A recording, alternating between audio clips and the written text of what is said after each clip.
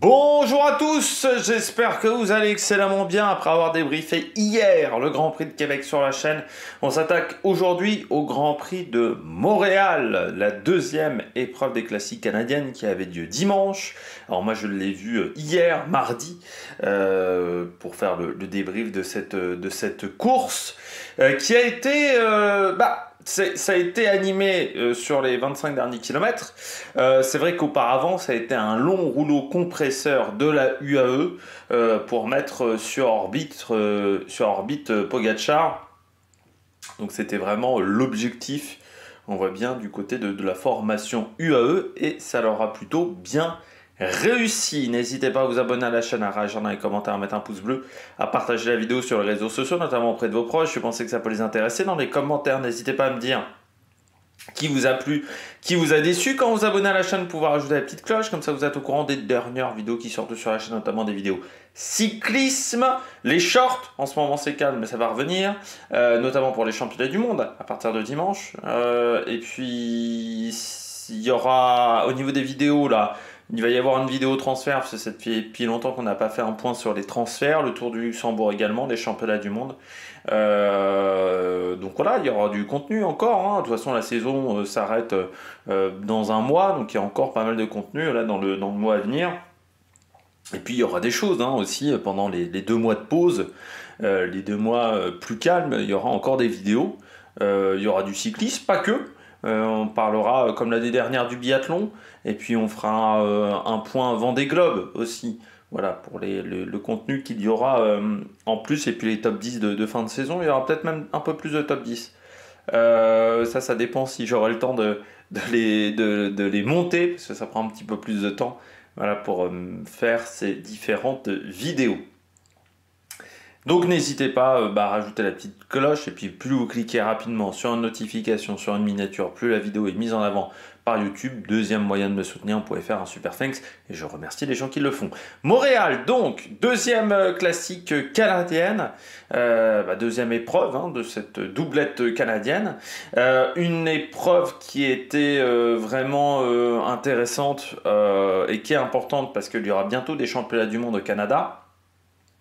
Ça aura donc son importance voilà, de prendre des repères sur ce type de parcours. C'est aussi important parce qu'on est encore une fois à 10 jours des championnats du monde et enfin à 2 semaines de la course en ligne, mais pas très loin également du chrono, mais c'était intéressant pour les coureurs qui pouvaient participer à la course en ligne déjà de se montrer, parce que les sélections n'étaient pas encore toutes faites, et puis s'ils étaient sélectionnés, de prendre des repères. Les courses sur circuit, c'est toujours assez particulier. Là, on était sur un dénivelé positif qui était proche, on sera à 4250 mètres, je crois, hein, du côté de Zurich, donc 4500 mètres de l'autre côté. Donc on est voilà, sur des valeurs qui sont quand même assez proches, même si Zurich, ça sera plus long que ce qu'on peut avoir du côté de Québec, hein. Il y a quasiment 50 km d'écart. Et puis voilà, prendre des repères, faire du kilomètre aussi pour se préparer sur ces championnats du monde qui sont pour quand même quelques coureurs le dernier gros objectif. Il y aura encore le Tour de Lombardie au Paris Tour, mais on sait que les championnats du monde, voilà, c'est un moment important. Pardon, j'ai eu un petit bâillement, mais c'est vraiment un moment véritablement important voilà, c'est ciblé par certains du côté du calendrier. Du côté de la course, donc comme je disais, un long rouleau compresseur de la UAE, puis à 25-24 km de l'arrivée, l'attaque de Pogacar. Et derrière, une désorganisation. On a un peu couru pour la deuxième place, c'est-à-dire qu'il y avait une équipe qui aurait dû organiser pour moi la poursuite. Pogacar n'était pas imprenable sur cette épreuve, mais personne n'a réussi véritablement à s'entendre et à s'allier pour pouvoir rouler dans ce deuxième groupe, ce groupe de chasse, et ce qui a permis aux coureurs slovènes de s'imposer pour ce Grand Prix de Montréal. Deuxième victoire, je crois, à Montréal pour Pogacar. Il avait déjà gagné Montréal, ça c'est sûr. Mais est-ce que c'était pas sa deuxième victoire? Alors, ça va pas me le marquer parce qu'il a un tel palmarès que hop, c'est compliqué. Alors, win classique.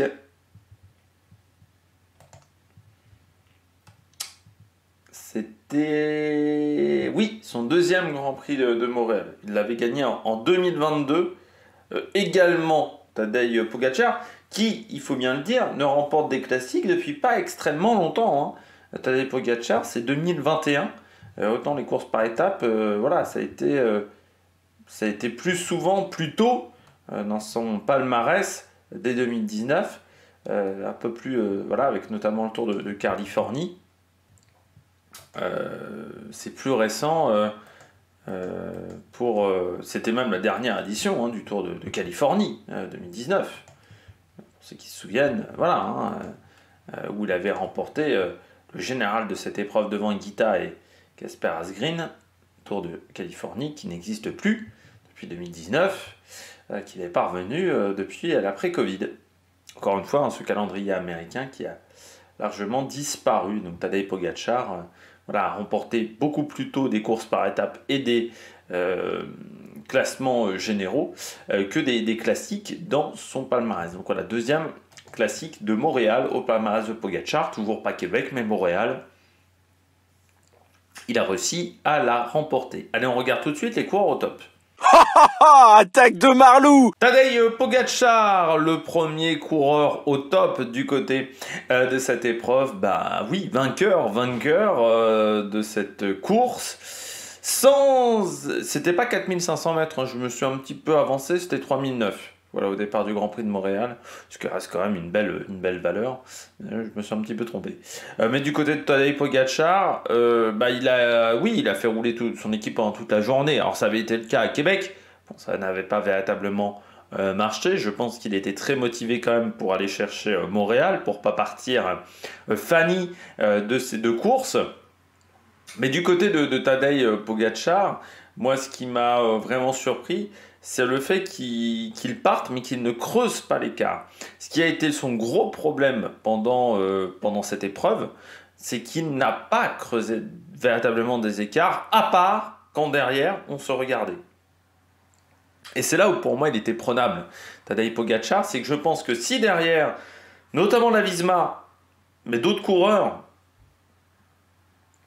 parce que je vois que par exemple il y avait 2 Bahreïn Victorious, si on avait pu s'organiser derrière, ça aurait peut-être permis à des coureurs d'aller chercher Pogačar. Pour moi, il n'était pas au-dessus du lot Pogačar. On voit bien quand même que l'après-Tour de France, pas forcément si facile que ça à gérer parce que, encore une fois, du côté de Tadej Pogačar, il a mis beaucoup d'énergie sur cette première partie de saison jusqu'en juillet. Il avait vraiment cet objectif Giro Tour qui était un objectif hyper important pour lui, d'essayer de doubler les deux. Ce qui fait qu'il a mis beaucoup d'énergie là-dedans, surtout quand il a vu que Vingegaard, Remco et Evenepoel, les deux étaient tombés. Je pense que ça l'a encore plus motivé. C'est de l'énergie qui lui manque peut-être désormais Tadej Pogačar, que ça soit de l'énergie au niveau physique, mais surtout au niveau mental. Alors il a fait quand même une grosse pause, il faut le rappeler, Pogačar, il a arrêté là pendant plus d'1 mois. Mais il y a quand même eu des stages, il y a cet objectif championnat du monde, qu'il a depuis l'arrivée, je pense, du Tour de France, il a cet objectif championnat du monde. Donc maintenant, on va voir ce que ça va donner du côté de Pogačar. Mais c'est vrai que là, il n'était pas au-dessus du lot. Alors, il s'impose, il gagne.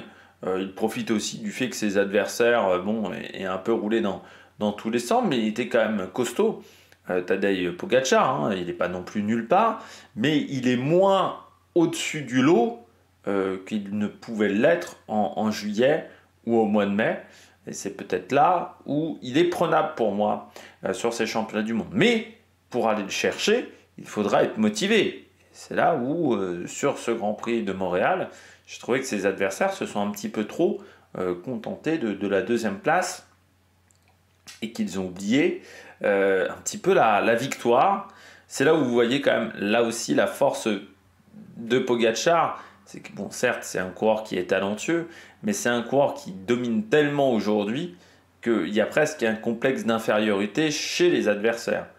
Les ogres arrivent à profiter de ça, et Pogačar, je pense que dans les ogres, c'est celui qui fait le plus peur à ses adversaires, avec Vingegaard Mais Vingegaard sur les classiques ne fait pas peur. Pogacar, il fait peur à la fois sur les classiques et sur les courses par étapes.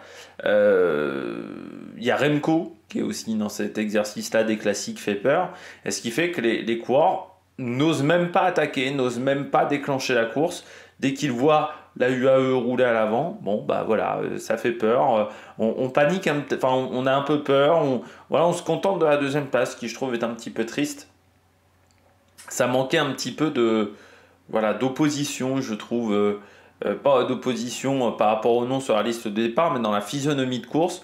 Voilà, j'ai trouvé que ces opposants n'avaient pas forcément extrêmement bien couru face à Tadej Pogacar, mais il faut quand même réussir à tenir 25 km à l'avant de la course de cette manière-là. Et puis surtout, bah oui, quand vous avez une équipe qui fait beaucoup d'efforts, qui avait fait déjà des efforts du côté de Québec, il faut pas se rater, mais lui, il arrive toujours à très bien s'en sortir avec la pression.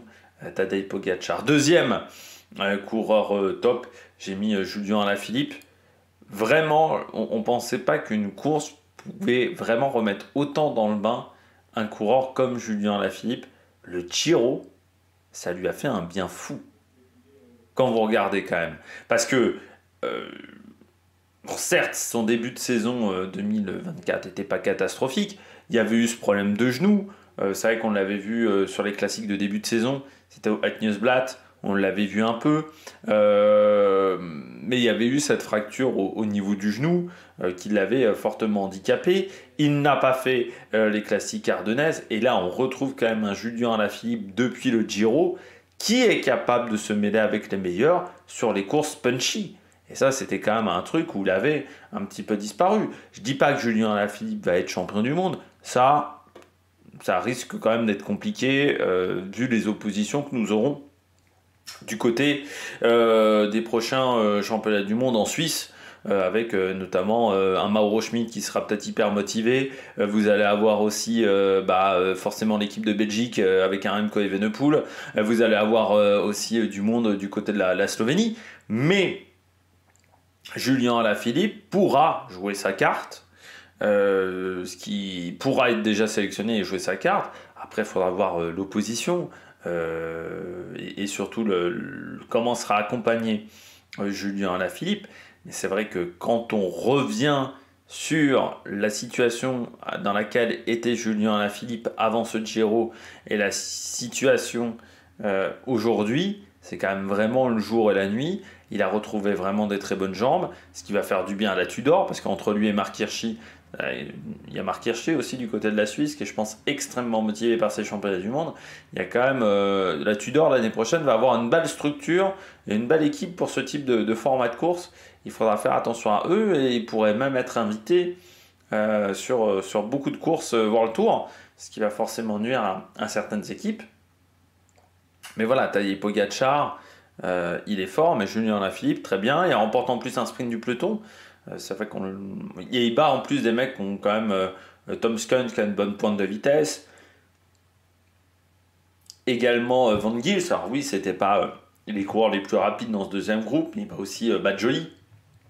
Par exemple, pour Alex Aramburu. Donc voilà, très très bien du côté de Julien. Et moi, j'ai trouvé sa fin de course très intéressante. C'est vrai qu'en termes de résultats, là, depuis mai, c'est quand même très bien. C'est vrai qu'avant mai, il y avait eu un bon tour de l'Under, mais il remporte quand même l'étape de Fano. Deuxième, Arapolamono est Termé, du côté de Julien Alaphilippe, présent dans énormément d'échappées. Vainqueur d'une étape sur le Tour de Slovaquie, deuxième du général. Vainqueur d'une étape sur le Tour de République tchèque, 11e des Jeux Olympiques, 2e de la Classica San Sebastian, 14e du Tour de Grande-Bretagne, également Julien, 2e sur l'étape de Redcar, 3e de ce Grand Prix de Montréal. Bon, c'est très intéressant. Il va faire la Super 8 classique, ça sera donc vendredi, dimanche, entre Brakel et Hart. On aura notamment Arnaud Delis, Philipson au départ avec Guermeil également. Il y aura du beau monde. On aura aussi Féliné et Edward Tuns. Aramburu, Jordi Meus aussi, qui sera présent. Donc il y aura voilà, du très très beau monde du côté de cette épreuve. Jordi Meus qu'on n'a pas vu sur les grands tours, ce qui est bien dommageable. Il n'a que 47 jours de course dans les pattes, oui c'est pas énorme.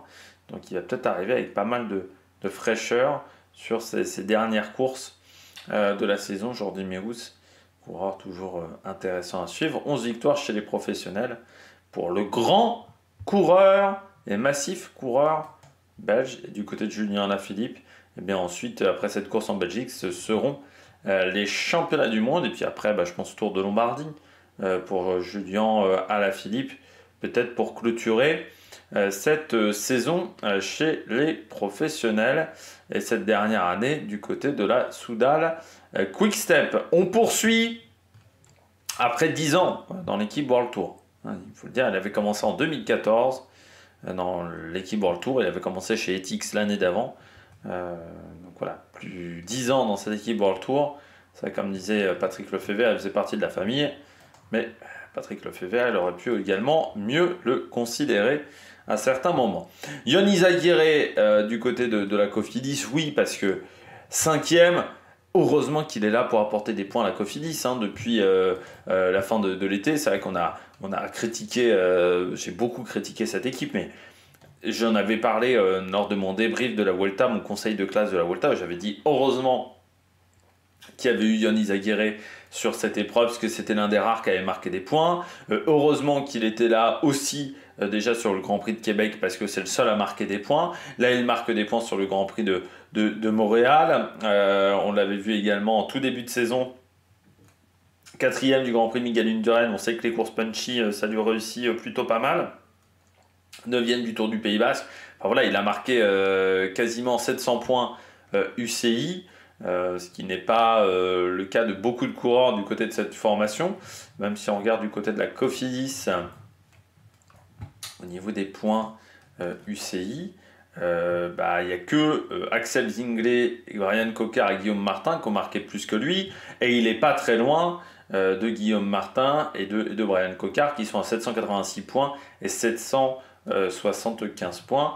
Donc c'est vraiment un très bon résultat pour Ion Izagirre. Et puis c'est un peu comme Rudy Mollard, il y a souvent des surprises, des petites surprises sur ce type d'épreuve. C'est vrai que voir Ion Izagirre dans le top 5, je pense que c'est pas forcément le coureur dont on aurait véritablement parié sur ce type de classement, ou aussi Zambanini prendre la 9e place. Donc voilà, c'est intéressant de voir un Ion Izagirre toujours performant, toujours motivé. Parce qu'il n'est pas tout jeune non plus, Ion Izagirre, et malgré une année compliquée du côté de la Cofidis, il arrive quand même toujours à sortir un petit peu son épingle du jeu. C'est pas forcément le coureur le plus régulier au monde, Ion Izagirre, mais c'est un coureur qui arrive toujours à obtenir quand même des résultats au cours des différentes saisons chez les professionnels. Et c'est vrai qu'il arrive toujours à au moins, on le voit au moins 5, 6, 7 jours dans l'année. Et beaucoup de coureurs aimeraient avoir cette capacité-là à être visible, à obtenir des résultats sur ce nombre de jours de course dans l'année. Son problème, c'est sa régularité. C'est vrai que c'est un coureur qui, sur les courses de 3 semaines, a rarement réussi à tirer son épingle du jeu, mais c'est un peu comme Rudy Mollard, par peut-être des petits soucis de récupération. Mais oui, l'année n'est pas horrible du côté de Ion Izagirre. Par rapport à l'année 2023 qui certes avait été très réussie, c'est un petit peu en dessous, mais quand même ça reste une année tout à fait honorable, et peu de coureurs dans cette formation sont en capacité de faire la même chose. Et puis je termine avec Pello Bilbao, belle deuxième place de Pello Bilbao qui n'a pas hésité à sortir, à s'isoler, et qui a réussi à prendre cette deuxième place sur une année qui n'a pas forcément été facile du côté du coureur espagnol. Alors certes, 9e et 2e de ces deux courses canadiennes, présent sur le Tour de Slovénie avec une 2e place, un Tour de France où il avait abandonné assez vite, pas vraiment dans le coup, Tour du Pays Basque où il avait pris une 6e place. C'est vrai qu'on l'avait vu sur l'UAE Tour où il avait fini 2e à Jebel Hafet. 1500 points voilà, marqués d'un point de vue UCI, mais c'est vrai que par rapport à ces deux très bonnes années 2022 et 2023, c'est un petit peu plus en retrait, ça se rapproche un peu plus de ce qu'il était en capacité de faire, notamment chez Astana, du côté du coureur espagnol, qui en contrat encore jusqu'en 2026, Pello Bilbao, il a peut-être renouvelé même le coureur espagnol, et puis on espère des bons résultats sur la fin de saison. C'est vrai que pour les championnats du monde, l'équipe d'Espagne va avoir une équipe intéressante. Alors il n'y aura pas Yann Izaguirre, je crois, du côté de l'Espagne, mais on aura Juan Ayuso, Carlos Rodriguez, Enric Mas sera au départ, on nous met Adria, Pablo Castrillo également, le coureur de la Cairn Pharma, donc ça va être une nation intéressante à suivre, l'équipe de France et l'équipe d'Espagne surtout, parce que je parlais de l'Espagne, qui vont être des nations intéressantes à suivre. Tu vois, par exemple, plus que l'Italie, même s'il y a Ciccone, c'est vraiment des courses qu'on va suivre du côté de ces deux équipes qui auront des belles densités au départ et des choses à dire. Voilà, et il ne faudra pas oublier également le Danemark, avec notamment Fuglsang et Skelmose. Là, il y aura aussi du beau monde, bien entendu, les Colombiens. Là aussi, ça pourrait être pas mal du côté de ces différentes équipes. Alors que la Belgique, on aurait aimé peut-être Van Wilder. C'est vrai que le fait de ne pas avoir pris Van Wilder est un petit peu une surprise du côté de cette équipe de Belgique. Ouais, il y a quelques noms ça du côté de la Belgique qui me paraissent assez surprenants de ne pas avoir pris certains coureurs. Après on verra ce que ça donnera plus tard, mais c'est vrai que je suis assez surpris que cette équipe n'est pas que cette équipe, que cette nation n'ait pas eu l'idée de prendre Van Wilder, notamment, qui est quand même un bon coureur. Van Wilder sur un parcours comme ça, en plus il y a plutôt une bonne relation avec comment il s'appelle, avec Remco Evenepoel. C'est vrai que je suis assez surpris. Je suis assez surpris aussi qu'on n'ait pas pris Lennart Van Etvelt aussi. Alors qu'il a abandonné sur le Tour d'Espagne, mais c'est vrai que Van Etvelt, ça aurait pu être un coureur intéressant. Bon, on a décidé de faire d'autres choix du côté de l'équipe de Belgique. C'est vrai que Van Etvelt sur un parcours comme ça, ça peut être pas mal avec Van Gils. Bon, on n'a pas pris Lennart Van Etvelt du côté de la sélection belge, du côté de Van Torenhout. Et voilà, je crois qu'on a fait le tour du côté de Bilbao. On passe tout de suite au bonnet d'âne. Du côté des bonnets d'âne du jour, eh bien pour moi, premier bonnet d'âne, c'est la Visma. Oui, parce que moi je pars de la théorie que pour moi Pogačar était prenable. Alors je dis pas que on aurait pu battre Pogačar au sprint. Ça, j'en sais rien. Si on était en capacité de battre Pogačar au sprint. Par contre, ce que je sais, c'est que là, on a tout fait pour pas revenir sur Pogačar. Et notamment du côté de cette équipe Visma, parce qu'on avait les hommes pour pouvoir rouler derrière Pogačar. Je pense notamment à Kelderman, à Bart Lehmann. Ce qui est incroyable, c'est qu'en ayant 4 coureurs, il n'y en ait pas un, voire 2 qui se soient sacrifiés pour les autres. Moi, très clairement, j'aurais mis Bart Lehmann, Kelderman à rouler. Jorgensen peut-être dans la moitié du dernier tour si on était à 15 secondes. Mais là, ils ont tout fait pour qu'il y ait des attaques. Et je trouve ça triste parce que si on se met un petit peu à rouler, normalement, on limite l'écart à 15 secondes au moins, ça c'est sûr. Et après, Pogačar étant pas au-dessus du lot, des mecs pouvaient faire le jump, pouvaient réussir à remonter sur lui. Sauf qu'on a tout fait pour ne pas réussir à rentrer sur lui. C'est-à-dire que c'est assez incroyable la manière dont la Visma a couru. C'est à la Visma de contrôler, ils étaient 4. Ils étaient au-dessus. C'était à eux de contrôler. Je trouve ça assez incroyable qu'ils n'aient pas eu l'idée de le faire, qu'ils n'aient pas pensé à le faire. À la fin, bon, bah, ils finissent 7e. En plus, alors oui, Tige Bennett aurait peut-être pas gagné. Mais bon, Tige Bennett aurait peut-être pu faire 3e, 4e, parce que ça aurait éliminé pas mal de coureurs. Or, bah, on n'a pas éliminé ces coureurs-là, et à la fin, bon, on fait 7, 12, 17, 19. Super. Alors oui, on cumule pas mal de points aussi, mais bon, je pense que c'est pas la priorité de la Team Visma. Je pense que la priorité de la Team Visma, c'était plutôt d'avoir des résultats. Mais comme je le dis souvent, il y a un moment, faut rouler, quoi. Il y a un moment, il faut prendre des risques. La Visma n'a pas voulu prendre de risques. Aucun coureur n'a voulu se sacrifier pour l'autre. Il n'y avait peut-être pas de hiérarchie au matin. Et je pense que ça, c'est une erreur. Et à la fin, bah, ça fait quoi? Ça fait qu'on n'a pas de victoire, qu'on doit se contenter de places dans le top 10 qui sont assez anecdotiques et dont on ne se souviendra pas dans quelques semaines. Donc, non, c'est quand même triste d'avoir couru de cette manière-là. Moi, je m'attendais à un peu plus d'ambition de la part de cette équipe. Quand j'ai vu qu'il y en avait 4 derrière, je me suis dit, allez, ils vont mettre en route. Et puis 1 km, 2 km, 3 km, 4 km, tu vois que ça met toujours pas en route. Bon, les mecs ils jouent pour faire 2, sauf qu'ils n'ont même pas fait 2 au final. Donc, je trouve ça un petit peu nul. Voilà, pour le dire gentiment, parce que voilà, ils avaient les hommes pour rouler. Ce qui n'était pas le cas de toutes les formations qui n'avaient pas forcément cette capacité-là. Donc, il fallait mettre des hommes à rouler. Et ça s'est fait bien trop tardivement pour pouvoir revenir sur Pogacar qui était parti en amont. Ineos.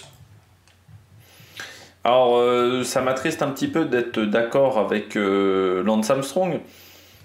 Mais voilà, après, c'était des propos que j'avais déjà dit un petit peu avant lui quand même.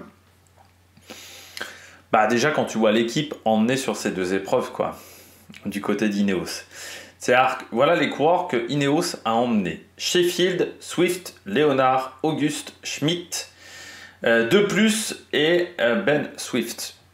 On n'est quand même pas sur de la Dream Team. Je rappelle, c'est une équipe à l'intérieur. Je suis assez surpris même qu'on n'ait pas emmené Kwiatkowski. Parce que quand on connaît les qualités du coureur polonais, c'est bien d'emmener Sheffield. Emmener Kwiatkowski aurait pu être intéressant. Bon, Narvaez, c'était compliqué, il était sur la Vuelta. Mais bon, on voit que Lorenz De Plus, par exemple, qui était aussi sur la Vuelta, a fait les 2 courses. Mais c'est vrai qu'on avait quand même d'autres coureurs que l'on pouvait emmener du côté de chez Ineos. Voilà. Tiens, par exemple, Tobias Foss. Bon, vous pouvez l'emmener, Tobias Foss. Ethan Etter, par exemple, aussi. Il y avait des coureurs qu'on aurait pu mettre au départ et qui auraient peut-être pu avoir des... Omar Fraile aussi, par exemple. Je suis assez surpris qu'on soit parti avec cette équipe-là. Et puis après, oui, en termes de résultats, sur ces 2 courses, ça a quand même été pas terrible. Hein. Que ce soit le Grand Prix de Québec ou le Grand Prix de Montréal, c'est quand même pas foufou en termes de résultats. Mais en même temps, regardez l'équipe au départ. Et oui, quand Lance Armstrong dit c'était la référence cette équipe et aujourd'hui on voit que ça tourne pas rond, oui, moi je me dis quand même qu'il y a un problème. Le seul coureur qui est dans le top 50, c'est Sheffield. Tous les autres sont au-delà de la 70e place.